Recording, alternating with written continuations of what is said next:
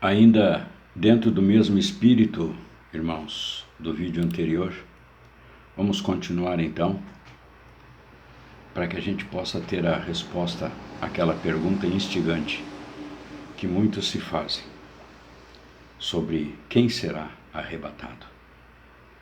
Então a gente veio até aqui, no vídeo anterior, que a primeira das 3 perguntas já foi respondida. Lá em Malaquias, capítulo 3, versículo 16, que perguntava de quem Deus se lembra. Então ele se lembra dos que temem ao Senhor e dos que se lembram do seu nome. A lembrança de Deus se volta para estes, que temem o seu nome e que temem o Senhor e se lembram do seu nome. Temos ainda as outras 2 perguntas, né? De quem Deus se lembra, é essa, do que Deus vai se lembrar e por que Deus se lembra. Então vamos dar continuidade, né, neste segundo vídeo para completar esse assunto. Quer dizer, completar em termos, porque esse assunto nunca será esgotado por mais que se fale a respeito dele. Bem, mas vamos para a segunda pergunta. Então, a primeira era de quem Deus se lembra. A segunda pergunta é do que Deus se lembra. Lá em Atos capítulo 10 tem um versículo que menciona um homem chamado Cornélio. Esse Cornélio era italiano, era temente ao Senhor. E aí aparece um anjo do Senhor para trazer uma mensagem para Cornélio. Então ele chama Cornélio, Atos capítulo 10, versículo 4. Cornélio, este, fixando nele os olhos e possuído de temor, perguntou: que é, Senhor? E o anjo lhe disse: as tuas orações e as tuas esmolas subiram para a memória diante de Deus. Cornélio, irmãos, foi o primeiro gentil a se converter. E Deus mandou Pedro até ele, para que ele confessasse a sua fé e que fosse batizado em nome do Pai, do Filho e do Espírito Santo. Então, Deus mandou Pedro até ele. Então, a gente está vendo aqui do que Deus se lembra. Do que Deus se lembra? Das nossas boas ações, do nosso testemunho, que é viver corretamente, sem querer levar vantagens indevidamente em determinadas situações, mostrar a todos que a nossa vida é reta, conforme o Evangelho que dizemos seguir. Testemunhar é falar do Evangelho quando tiver oportunidade, é falar de Jesus. Toda vez que você traz um amigo para o culto, para que ele ouça a palavra de Deus, Deus se lembra disso. Deus se lembra do dia em que você confessou a Jesus como seu Salvador. Deus se lembra quando você fala para a pessoa que não conhece a Jesus que Ele é o caminho, a verdade e a vida. Deus se lembra quando você fala na célula. Deus se lembra quando você glorifica o seu nome sem cessar. E quando você fala para alguém que aquilo que Deus fez na sua vida pode fazer na dele também. Amém? Então vamos pregar a palavra. Vamos pregar, porque Deus vai se lembrar disso. Vamos testemunhar. Então olha só que o anjo disse para Cornélio que as suas orações e as tuas esmolas subiram para a memória diante de Deus. Glória a Deus.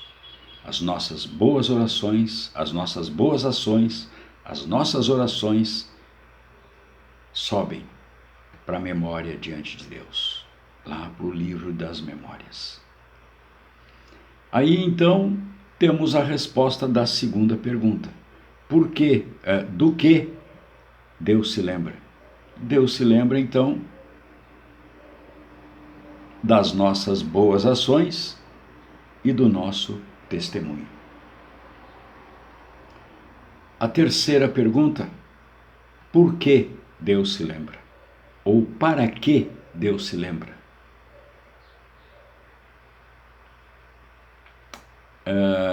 Em Malaquias, capítulo 3, versículo 17, diz assim: eles serão para mim particular tesouro naquele dia que preparei, diz o Senhor dos Exércitos. Poupá-los-ei como um homem poupa a seu filho que o serve. Aqui nesse versículo, amados, Deus está dizendo para que ele se lembra. Para nos poupar daquele dia de juízo que ele preparou. Está bem claro aqui no versículo 17 do capítulo 3. Poupá-los-ei. Está bem claro. Não existe como ser, não pode existir nada mais claro do que isso. Então, ele se lembra das nossas boas ações, das nossas orações, para nos poupar daquele dia de juízo que ele preparou. Esse dia que está preparado, amados irmãos, se refere ao período de juízo chamado de a grande tribulação. Lá em Malaquias está bem claro que esse dia do juízo se refere à grande tribulação, porque diz assim em Malaquias capítulo 4, olha como o livro tão pequeno de Malaquias tem tanta coisa importante escrita ali. E muita gente não dá importância aos livros dos profetas menores, né? Malaquias é um deles. Olha o que diz ali em Malaquias capítulo 4, versículo 1. Pois eis que vem o dia e arde como fornalha. Todos os soberbos e todos os que cometem perversidade serão como restolho. O dia que vem os abrasará, diz o Senhor dos Exércitos, de sorte que não lhe deixará nem raiz, nem restolho. Não vai sobrar nada. Não há dúvida que aqui ele está falando da grande tribulação. Então, amados, já chegamos a uma conclusão. As 3 perguntas já foram respondidas. Aqueles que temem ao Senhor e lembram do seu nome, aqueles que praticam boas ações e que dão testemunho de Jesus, desses Deus vai se lembrar, para que sejam poupados daquele tempo de juízo, da grande tribulação que virá sobre a terra. Olhem, irmãos, olhem, vejam o que a Bíblia está nos mostrando, que nós seremos poupados do grande e terrível dia do Senhor. Mais uma comprovação disso está em Apocalipse, capítulo 3, versículo 10, que diz assim: porque guardaste a palavra da minha perseverança, também eu te guardarei da hora da provação, que há de vir sobre o mundo inteiro, para experimentar os que habitam sobre a terra. Então, amados, chegamos à conclusão que aqueles que satisfizerem estas condições serão arrebatados. E os que não satisfizerem as condições, que simplesmente aceitaram a Jesus como Senhor e Salvador, o que acontecerá com eles? Serão salvos? Sim, serão salvos, mas não serão arrebatados. Como assim? todo salvo não será arrebatado? Não. Só serão arrebatados aqueles que estiverem dentro de tudo o que nós acabamos de demonstrar aqui. Os que temem ao Senhor e lembram do seu nome. Os que praticam boas ações e que dão testemunho de Jesus. E ainda os que guardam a palavra de Deus. Sabe, irmão, eu sempre ouvi falar que aqueles que ficarem depois do arrebatamento não teriam mais chance de serem salvos. Eu não entendia isso. Porque pessoas com muito mais tempo de estudo da Bíblia e anos de ministério me diziam isso. No dia do arrebatamento, a era da graça acaba, realmente. O Espírito Santo não vai mais estar na terra, ele vai sair da terra. Mas ainda ficarão aqui, depois do arrebatamento, muitos salvos que não serão arrebatados. Nesse dia, haverá muitas surpresas, amados. Muitos que têm certeza que serão arrebatados, não serão. Ficarão aqui.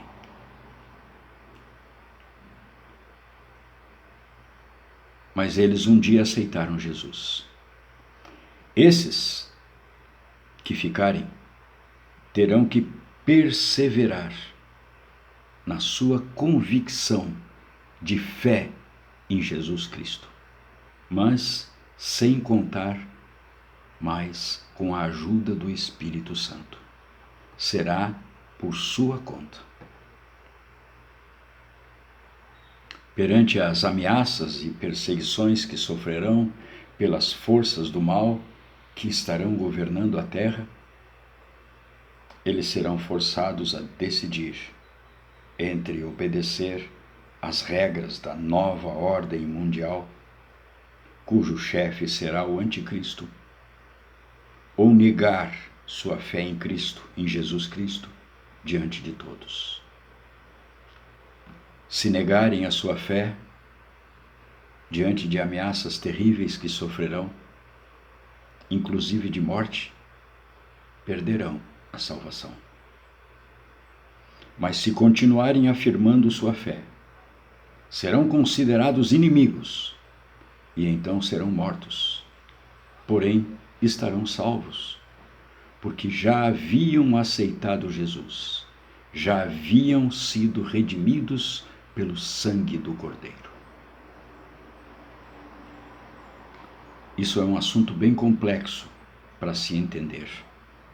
É tão difícil de entender que justamente por isso existem várias correntes, vários segmentos de interpretações e pensamentos a respeito disso. Essa é a palavra que falou mais diretamente ao meu coração, que faz mais sentido. Porque Deus é misericordioso. Então, como diz na sua própria palavra, assim porque obedecestes a minha palavra, eu os pouparei do sofrimento que há de vir sobre o mundo todo. Então eu quero ler para vocês agora, amados. E outra coisa, antes de ler esse novo versículo. Não sou o dono da verdade, muito pelo contrário. Estou buscando a verdade assim como vocês estão buscando a verdade. Aos poucos a verdade vai chegando até a gente. Mas eu estou buscando. Temos que ter muito cuidado quando falar sobre determinados assuntos, sobre toda a palavra de Deus, para não ensinar errado. E que o Espírito Santo de Deus me dê sabedoria, discernimento e entendimento, para que eu possa entender, para ensinar certo aqueles que estão me assistindo. Quero ler então para você no livro do Apocalipse, no capítulo 7, do versículo 13 ao 15. No 13, um dos anciãos tomou a palavra dizendo: estes que se vestem de vestiduras brancas, quem são e de onde vieram? No 14, respondi-lhe: meu senhor, tu o sabes. E então ele me disse: são estes os que vêm da grande tribulação. Lavaram suas vestiduras e as alvejaram no sangue do Cordeiro. No 15, razão porque se acham diante do trono de Deus e o servem de dia e de noite no seu santuário. Quero deixar aqui o meu agradecimento especial ao homem de Deus, o pastor Lamartine Pozzella. Foi de um vídeo dele, de mais de 1 hora de duração, que eu fiz este resumo para montar essa mensagem, que tinha que ser de pouco tempo. Acredito que aquilo que toca o nosso coração e que nos faz crescer em nosso conhecimento da palavra de Deus e nos edifica espiritualmente, Deus quer que a gente compartilhe, porque assim mais pessoas serão alcançadas pela sua bênção. Que Deus continue abençoando grandemente o pastor Lamartine. Bem, irmãos, era isso que eu gostaria de passar para vocês nesses 2 vídeos, porque considero esse assunto, como já disse antes, muito instigante. Se alguém tiver se alguém tiver algum outro entendimento sobre este assunto, por favor, queira expor nos comentários para que a gente possa crescer juntos. Se desejarem ver na íntegra a explanação do pastor Lamartine, é só você procurar no YouTube. O título do vídeo é Quem Será Arrebatado? Que Deus abençoe a todos e que a paz do Senhor Jesus encha o seu coração. Amém.